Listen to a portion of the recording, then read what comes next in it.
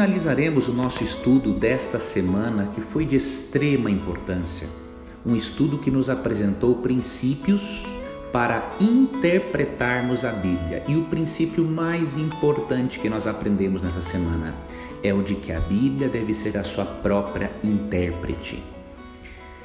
Hoje eu quero ver com você um assunto que talvez para muitos dos meus ouvintes seja uma novidade e para outros não, obviamente.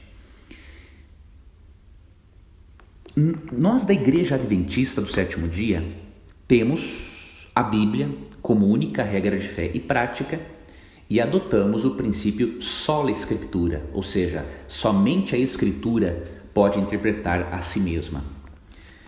Entretanto, existem algumas acusações contra nós de que nós fazemos dos escritos de Ellen White, cofundadora do Adventismo, uma segunda Bíblia. Eu quero lhe mostrar a falácia dessa acusação e comentar brevemente para você quem é Ellen White, caso você não tenha ouvido falar a respeito desta pessoa. Ellen White era uma grande missionária que foi da igreja metodista e que muito cedo se interessou por assuntos religiosos, e ela fez parte do movimento millerita, que aceitou as pregações de Guilherme Miller acerca da segunda vinda de Cristo. Com o tempo, Ellen White saiu da igreja metodista e ela foi a cofundadora da igreja Adventista do Sétimo Dia, juntamente com Tiago White, seu esposo, José Bates e outros personagens importantes da história adventista. E Ellen White, ela recebeu um dos dons do Espírito mencionados em 1 Coríntios 12, que é o dom de profecia. Por isso nós cremos que os escritos de Ellen White expressam, a vontade de Deus para nós e que obviamente ela foi uma profetisa não canônica. O que é isso?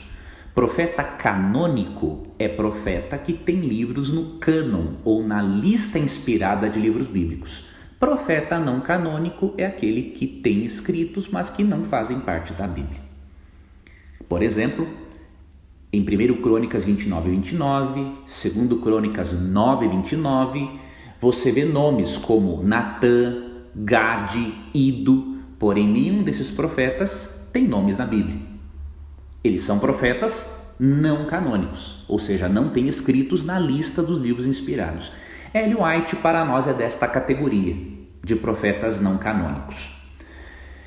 Como que nós vemos os escritos dela?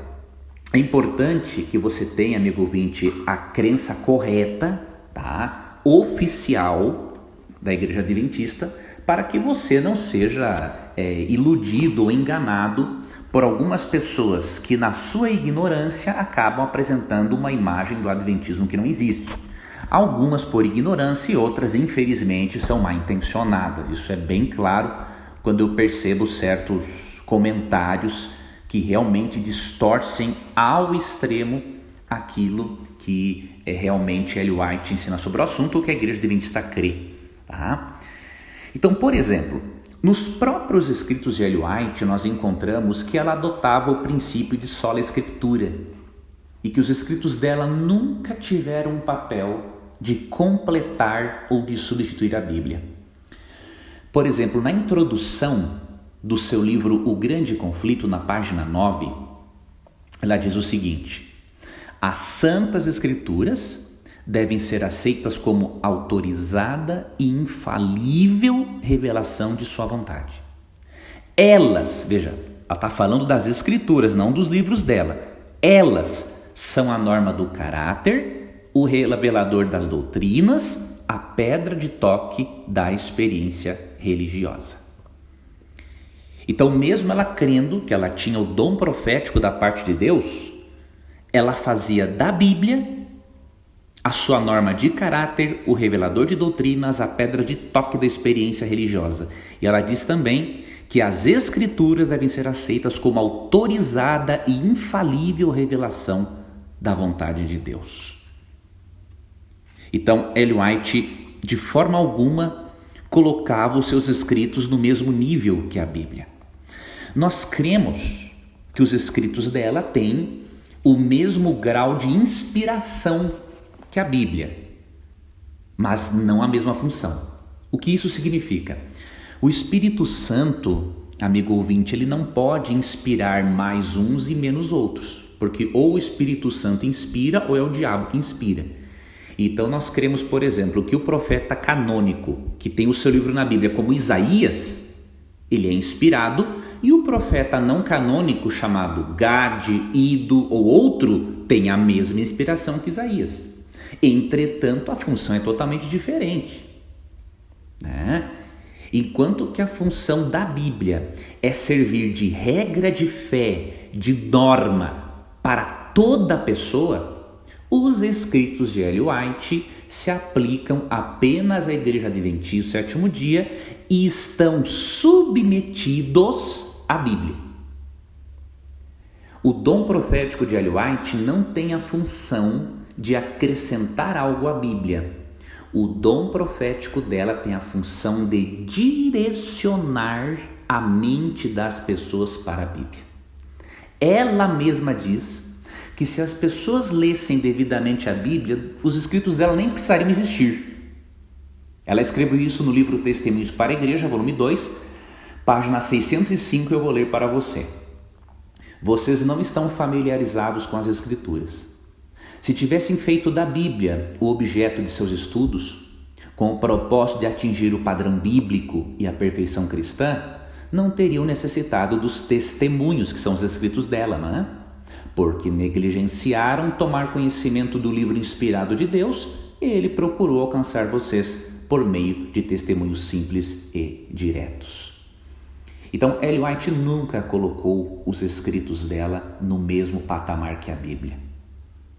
Tem uma função diferente, que é levar a mente das pessoas para a palavra de Deus. E os escritos de Ellen White estão submetidos à palavra de Deus. Esta, em resumo, amigo ouvinte, é a nossa compreensão. Mesmo que muitas igrejas cristãs, muitos cristãos não aceitem Ellen White como profetisa, você percebe que a nossa crença não é uma crença sectária, não é, que ignora o papel autoritativo e normativo das Escrituras, né? Por isso, se alguém disser para você que fazemos de Ellen White uma segunda Bíblia e que temos uma posição sectária em relação aos escritos dela, pode ter certeza que essa pessoa está mais por fora que arco de barril, tá ok? Obrigado por acompanhar o estudo desta semana, um forte abraço e até o nosso próximo encontro. Eu criei um clube de amigos, um clube de assinantes, para eu poder manter uma relação mais íntima com alguns dos meus internautas, telespectadores e ouvintes.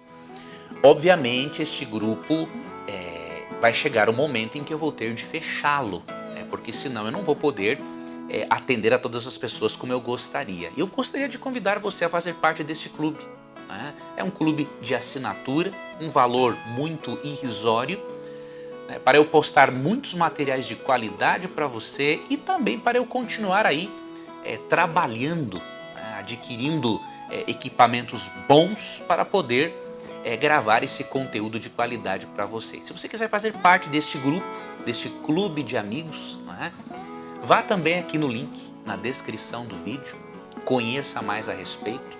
Nós temos inclusive já um grupo no Telegram somente para esses assinantes e ali vamos recebendo as dúvidas para que nós possamos fazer lives, uma live por mês, entre outras coisas eu estarei fazendo para este grupo, tá bom? Então será uma honra para mim ter você como parte desse clube de amigos para eu poder lhe ajudar em sua caminhada cristã.